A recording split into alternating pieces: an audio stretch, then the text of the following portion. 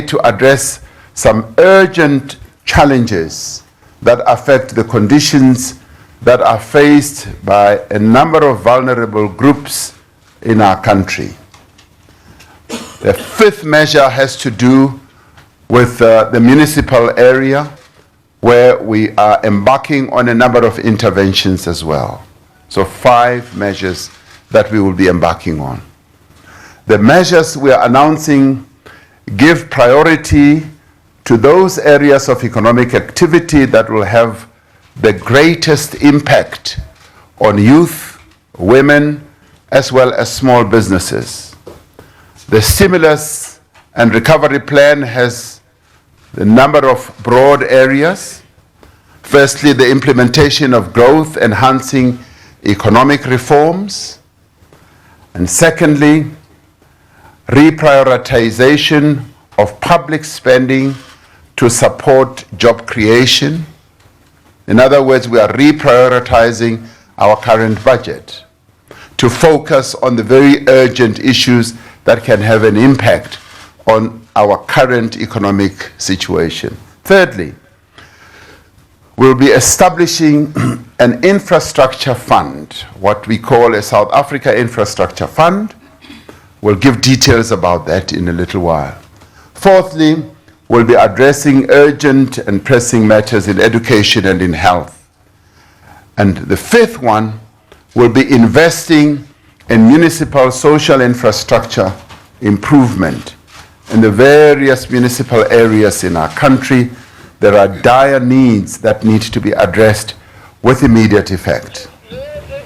Now, fellow South Africans, it is generally agreed that in order for our economy to grow at a rate that will lead to job creation, on a meaningful scale, we need to significantly increase the level of investment.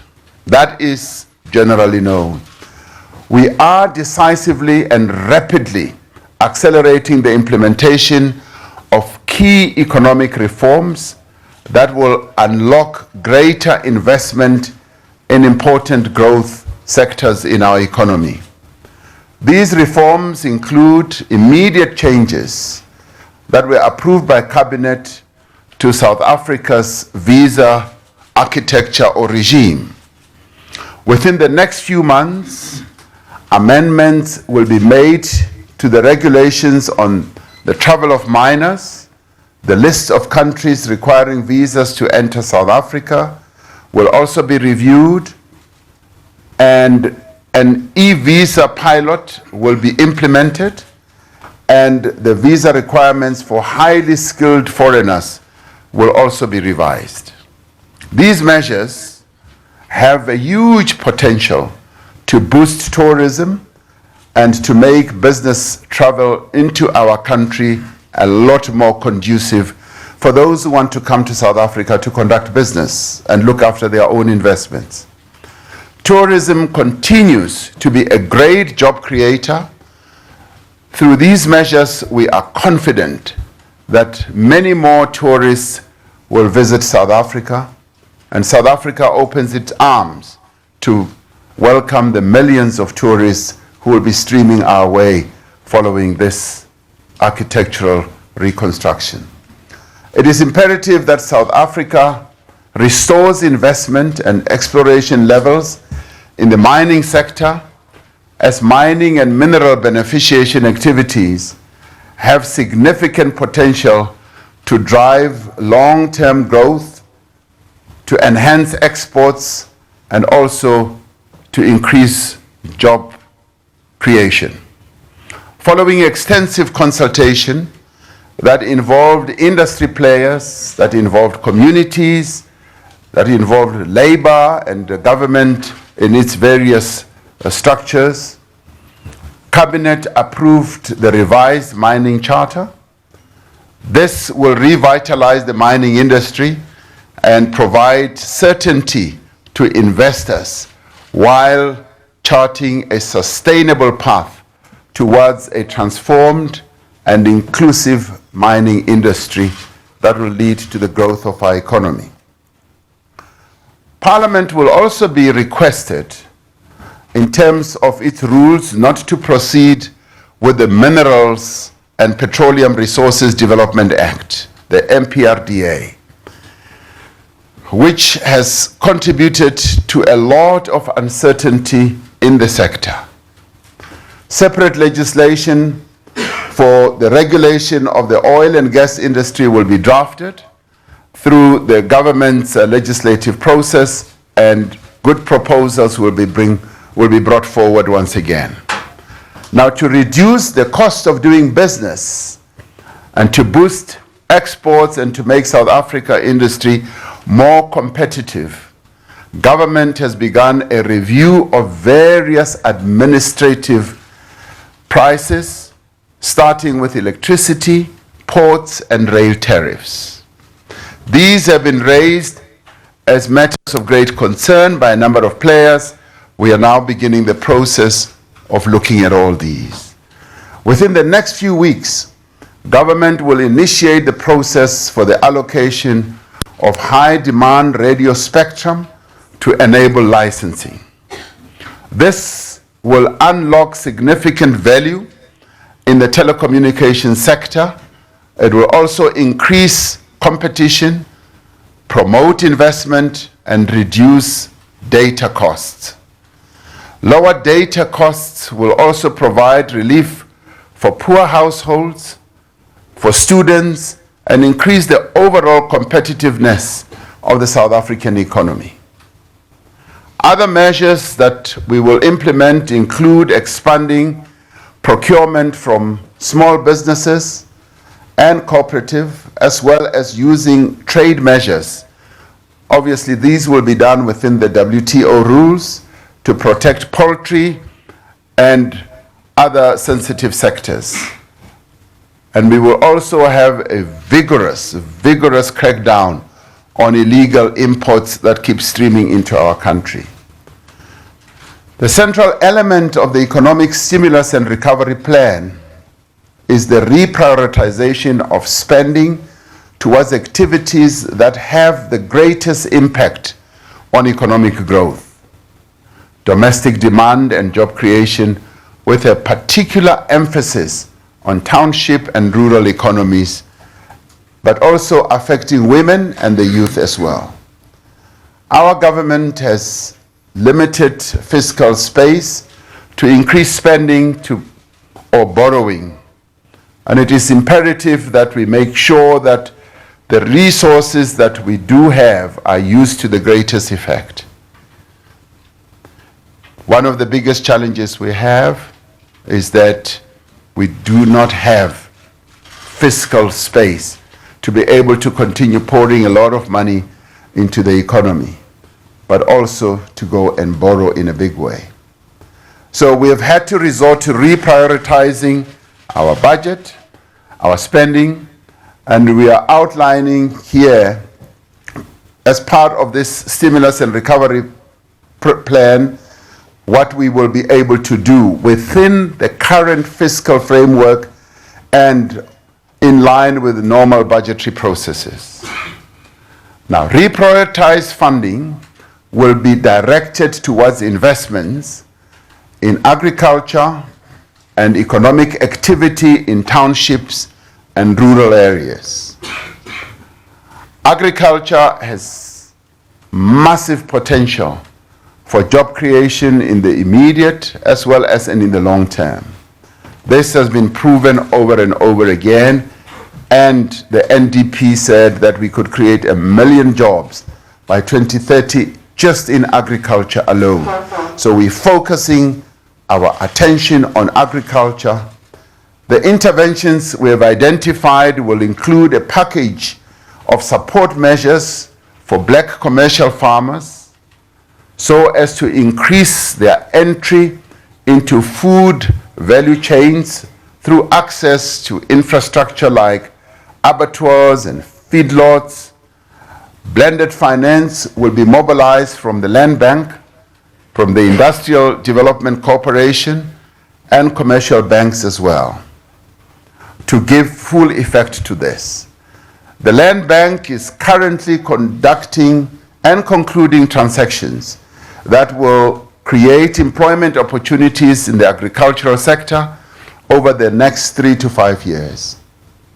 A significant portion of the funding will go towards export-oriented crops that are highly labor-intensive. Government will finalize the signing of 30-year leases to enable farmers to mobilize funding for agricultural development. As part of the work to develop agriculture and ensure effective reform, I have appointed an advisory panel on land reform that will guide the interministerial committee work that is being done on land reform that is chaired by the Deputy President David Mabuza. The 10-person panel is a top-class panel of people who have good experience in agriculture, who are business-oriented, and who are real farmers, some of them, and academics and lawyers. They will advise government on the implementation of a fair and equitable land reform process that redresses the injustices of the past, increases agricultural output, that also promote economic growth and protect food security. Their names and further details, as well as their mandate, will be made available in a separate statement. In the second instance, reprioritized funding will also be redirected towards igniting economic activity in townships and rural areas. We have prioritized the revitalization of 3 regional and 26 township industrial parks that will act as catalysts for broader economic and industrial development in townships and rural areas. Many of these have been lying fallow for many, many years, and we now want to get on with the task of revitalizing them. A township and rural entrepreneurship fund is being established to provide finance to either scale up existing projects or provide startup capital for new projects. And this will be embarked upon based on the experience that we have garnered in earlier initiatives and also looking for new innovative methods of revitalizing township economies. In the third instance, we will also be redirecting resources towards addressing immediate challenges in health and also in education, which are critical to the health, well-being, and productivity of our people as a whole. The health sector has been subjected to enormous challenges throughout the country, and some of those have had to do with shortages of various instruments that they need, their beds and what have you. Arising from the priorities that have been identified at the meeting of the President's Coordinating Council earlier this week, additional funding will be directed to addressing the dire state of sanitation facilities in many public schools, ensuring the completion of 1,100 sanitation projects in the current fiscal year. To address some of the shortages, and just to deal with sanitation, we have received enormous support from the private sector, who, after the deaths of young people in these latrines, they have come forward, and we are now receiving daily support, even from individuals, but people who want to assist and fund the challenge that we face in relation to sanitation in our schools. This project will be continued with, and to address the shortages in our hospitals, funding is being made available immediately to buy beds and linen, while the Minister of Health will immediately fill 2,200 critical medical posts, including nurses as well as interns. And this is an urgent need that we are addressing through this whole intervention. In total, the plan will result in reprioritized expenditure and new project level funding of around 50 billion rand. The Minister of Finance will provide more details about the final amounts involved in the specific areas affected during the medium-term budget policy statement next month. The stimulus and recovery plan prioritizes also infrastructure spending as a critical driver of economic activity. Infrastructure expansion and maintenance has the potential to create many, many jobs on a very large scale. But it also has the potential of being able to attract investment and to lay a foundation for sustainable economic expansion. Now, our infrastructure spend has over the years been tapering down. And the tapering down of infrastructure means less and less economic activity. And it is for this reason that we're now focusing in a very bold way on infrastructure, with a view to unlocking the potential to create new jobs. On a large scale, we have dedicated, or decided rather, to set up what we call a South Africa Infrastructure Fund, which will fundamentally transform our approach to the rollout, the building and implementation of infrastructure projects. The lessons that we learned in the 2010 World Cup infrastructure build and rollout will stand us in good stead as we set out to establish this fund and to address the implementation of our infrastructure challenge.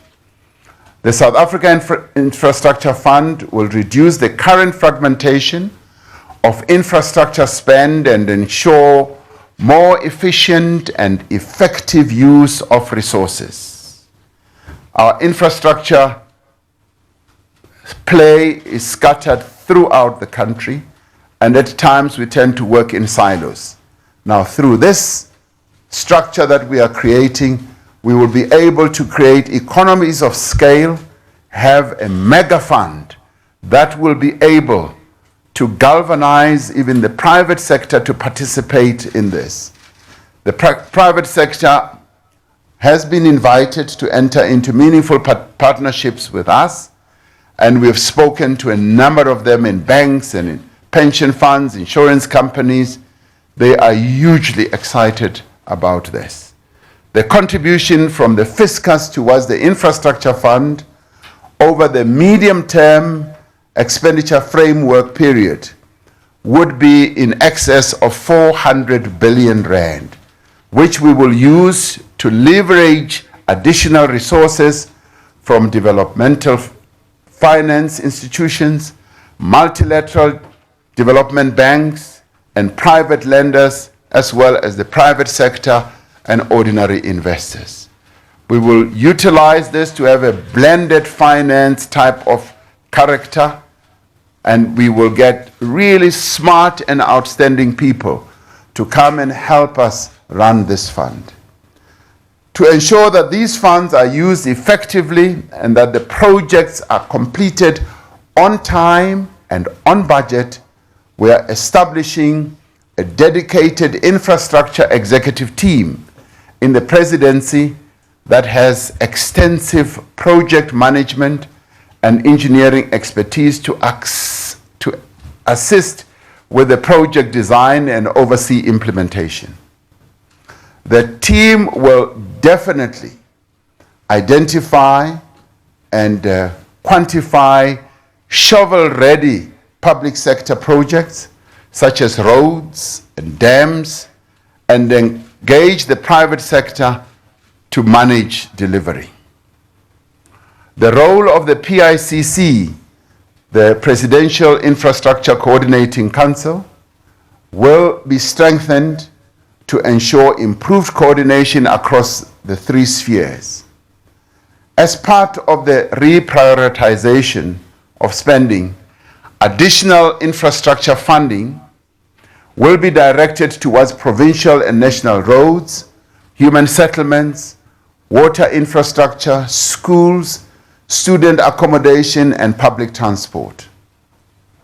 In support of the stimulus efforts, the IDC will be targeting to increase its approvals to 20 billion over 12 months, an increase of some 20% on the previous year. This funding will target the productive sectors of the economy, including manufacturing, mining, industrial infrastructure, and sectors that are currently under distress.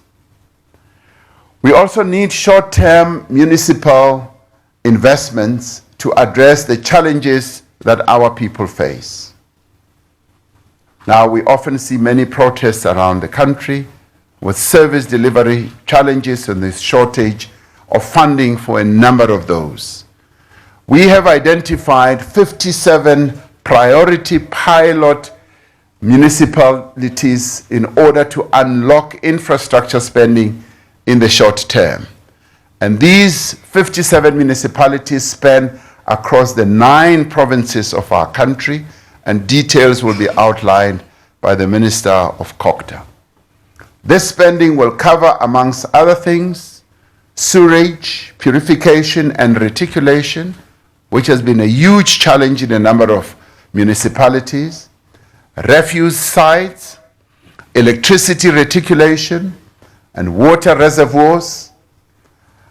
Cutting across all these measures are a series of interventions to ensure that growth is labor intensive and that young people in particular are drawn into the labor market in large numbers. Some of these measures include the extension of the employment tax for incentive for a further 10 years with a view to ensuring that it works more effectively and reaches out to many more young people.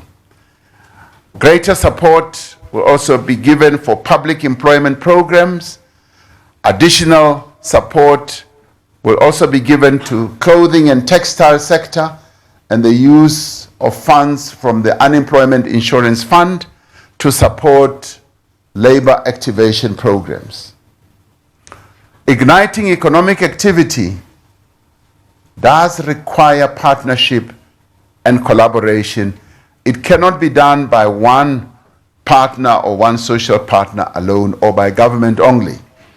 It must be a national effort in which all of us as partners in South Africa work together to restore our economy to growth in the immediate term and prepare the ground for sustainable, inclusive growth into the future. We have held consultations with leaders from business and labor on this plan. We are encouraged by the support they have pledged for the measures outlined, and many have undertaken to provide resources and expertise to ensure that we succeed in what we are doing. We continue to draw on the guidance and the support of bodies such as the National Planning Commission, which will soon release its own guidance on focal areas to stimulate the economy, and government will continue to coordinate its work with formations like the CEO initiatives that is composed of the CEOs of businesses, including labor leaders. We are certain that the measures we are outlining here will have an impact and will complement the deliberations also that we are going to have at the Job Summit.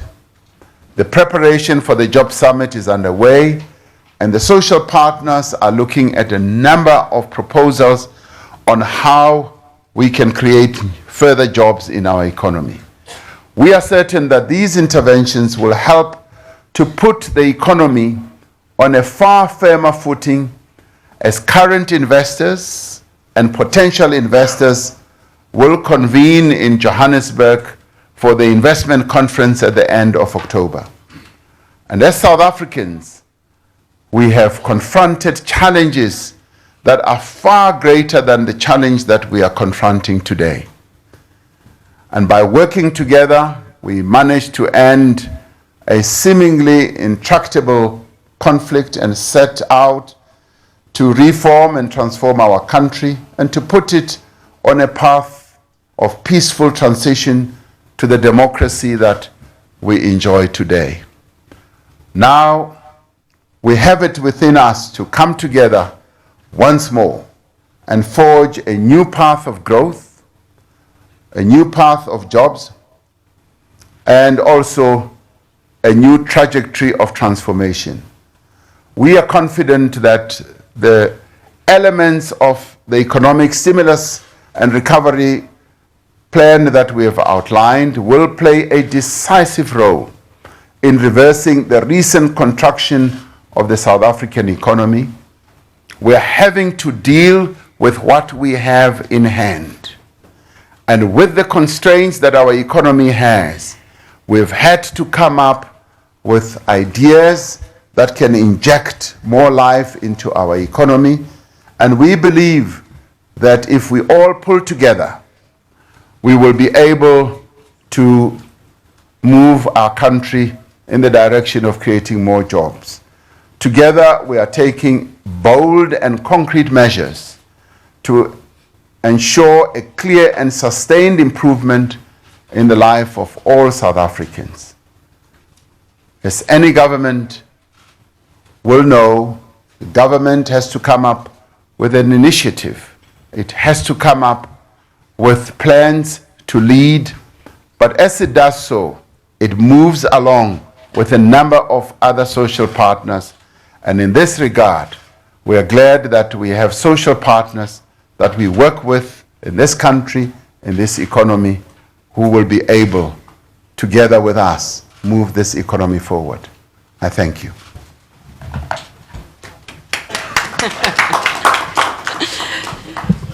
Thank you very much, Mr. President. Ladies and gentlemen, you've heard the President saying that there's a lot of work being done for the Job Summit, so we will need to release him quite quickly. I will take 2 rounds of questions, 3 questions per round. If you could introduce yourself and ask your question, keep it crisp, please. Sir, I see you're number 1, number 2 on the side here, and then Rajeni, you'll be the last one in this round. Yes, sir. Thank you, Mr. President. Peter de Tooy from News 24. You say a government has limited fiscal space. We know that from the last couple of budgets and mini budgets that we've seen. You say that spending will be reprioritized. Where will that spending be reprioritized from? In other words, which programs will money be taken away from to spend on different programs? Thank you. Thank you very much. Could I have a microphone on this side? Terence, behind you. Good morning, Mr. President. Arabile Kumete from SABC. My question then is, you haven't put a specific timeline with regards to these, and you haven't necessarily put anybody accountable in this regard. Could you please give further details with regards to that as well? Thank you. Thank you very much. A microphone in front here. Good morning, Mr. President. I'm Ranjini Mansami from TISO Black Star. Mr. President, just to follow up on Arabile's question, you also have no determined measurables as to how we gauge whether the package is working or not. So at what point do we measure that, and what would you use as those measures? Thank you. Thank you very much. Mr. President, ministers? Well, those are easy questions. So easy that I'm going to ask the ministers to answer them. Minister Nene will answer the one on the reprioritization. Where is the money coming from? It's absolutely right. We're having to reprioritize and reposition money from various departments, and he will deal with that. The timeline is, this is going to be implemented as we walk out of this room. For instance, on infrastructure, we're now going to move ahead to set up the South Africa Infrastructure Fund. We're going to bring in quite a number of people from the private sector, from the labor, from government, and we are going to make sure that we set this one up. And fortunately, people in the private sector want to see this happening quickly because they have loads of money that they would like to deploy. And when we say we have shovel-ready projects, they are most interested in those projects, so that is going to happen quickly. How are we going to measure progress? That's a very good question. We will obviously want to measure progress through the growth that is going to begin to be generated, hopefully, and also the number of jobs. And we will be evaluating ourselves as well. And indeed, there will be a number of other agencies that will also evaluate us. But I want to ask Minister Nene to come and answer the first one, and other colleagues can also chip in. Mr. President, allowed to do it from here. Please go stand up. I've been instructed. The reprioritization is indeed what we are working on as we speak. We've been going through a very intense process, working with the Department of Performance Monitoring and Evaluation. Moving funds would be mainly from, be it underperforming, a number of trade-offs are going to be taken into account.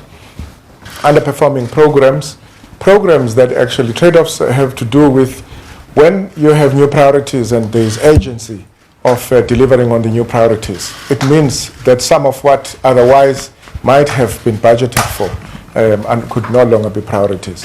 But I wouldn't risk releasing what the President said we would have to release in the medium-term budget policy statement, because that is the process that will capture the actual movement of funds as to from which programs to which programs. But it is at an advanced stage where we now have identified, as you can see, that there are numbers. When we talk about those numbers, it is because we've already identified them. Thank you. Thank you very much, Minister. I'll take the next round. Sir, you are number 1, you are number 2, and the final question will go to you, sir, in the maroon. Hi, Mr. President. It's Ray Mahlaga, a journalist from MoneyWeb. I believe your infrastructure investment plan is separate to your investment drive. You've received funding from China and other institutions as well. Can you just talk about the lenders for this infrastructure plan and stimulus package as well? What kind of lenders are you looking at here? Are you also looking at international, lenders like the IMF? What are you looking at exactly here? Thank you. Thanks, Mr. President. It's Jean-Jacques Cornish from Eyewitness News and Radio France. The issue of visas and the issue of tourism and travel to this country, it's interesting that you brought it up in this particularly auspicious surroundings. Is it true that we have been losing $500 million a year from people finding it too difficult to visit this country? And are you able to flesh out at all, when you say visa restrictions or visa limitations on children and so on, any more detail? Because we've been talking about it, but we don't really have the flesh and bones on it. Thank you. Thank you very much.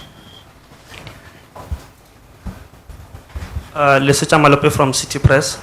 My question is about the timing of the plan. Wouldn't this make more sense if you were announcing it after the 2 summits, or are you going to present this plan to the 2 summits and then take inputs, changes as you go along?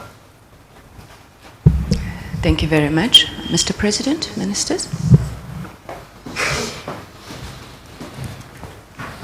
On the lenders, yes, this infrastructure fund is separate from the investment drive. However, it is possible that those that we seeking to invest in our economy may well want to put money or invest in this type of fund. As I was saying, this fund is going to be a blended finance type of fund. It will have equity, quasi-equity. It will also have debt. It will also be the type where we can structure bonds into it. So is it IMF? No, we're not looking at the IMF. The New Development Bank has had has a facility that can be made available to us, and we are exploring that as well, and want to do it in a way where it does not require sovereign guarantee, because our lending capacity is a little bit constrained.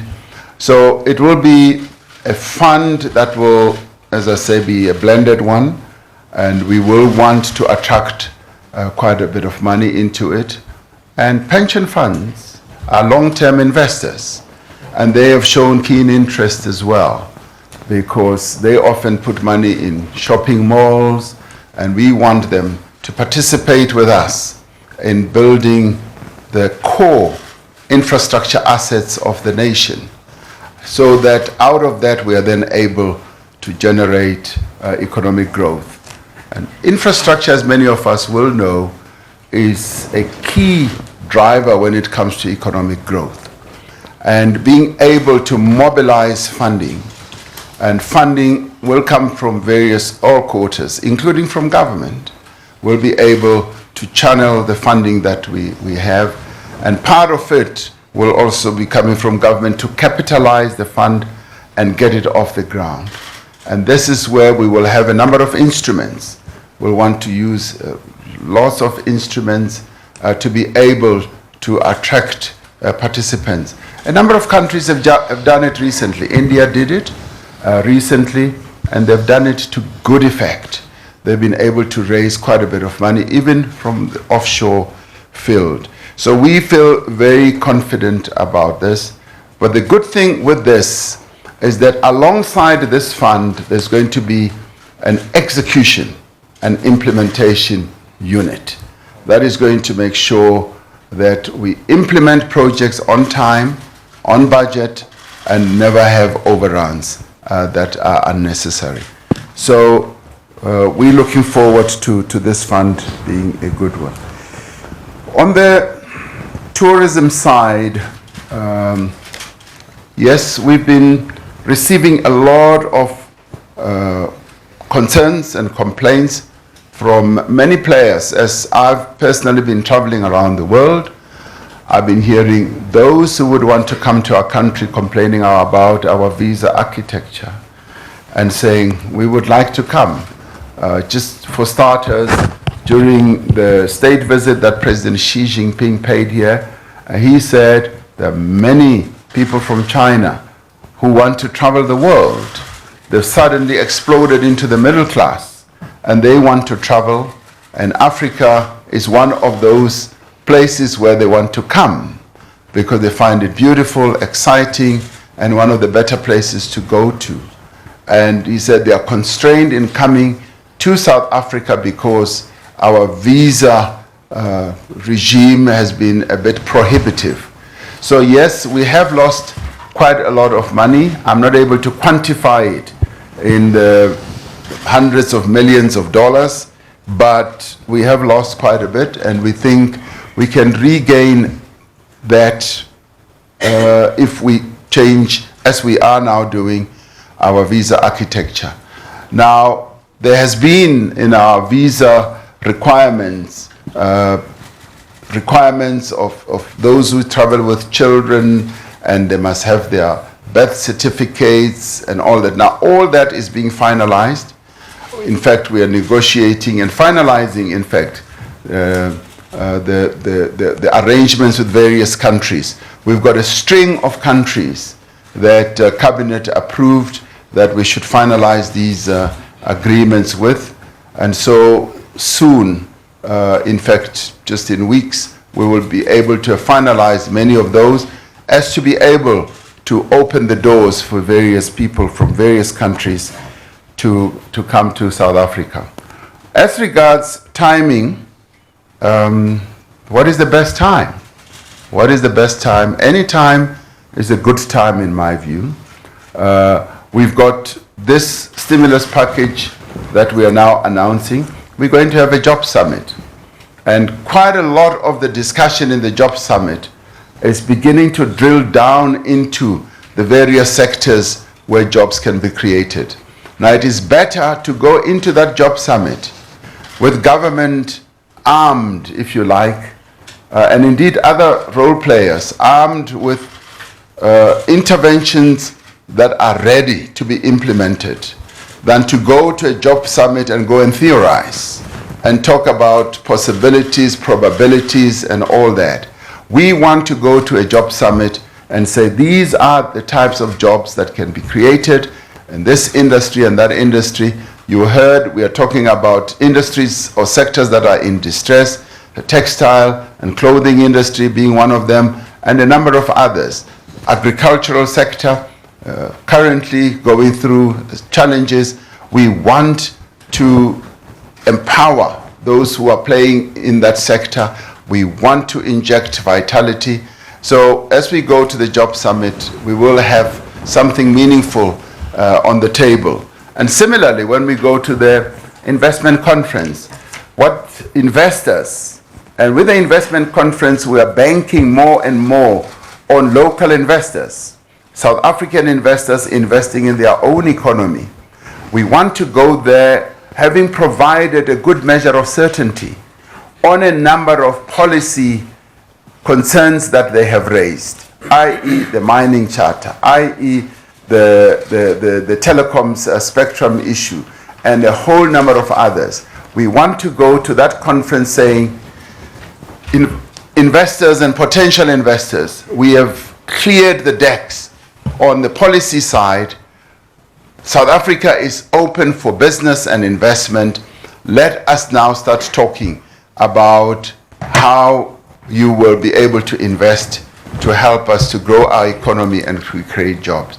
So, as they say, any time is tea time. Thank you very much. Thank you, Your Excellency. I think just to make the point that, no, the public broadcaster, we can't ask the President to stand again. Just to make the point that within the 5 areas, more detail will be provided. The President has said implementation is immediate, and that information we will be sharing. Mr. President, Ministers, thank you very much. If we could please all rise for the departure of the President. Thank you, ladies and gentlemen. Thank you.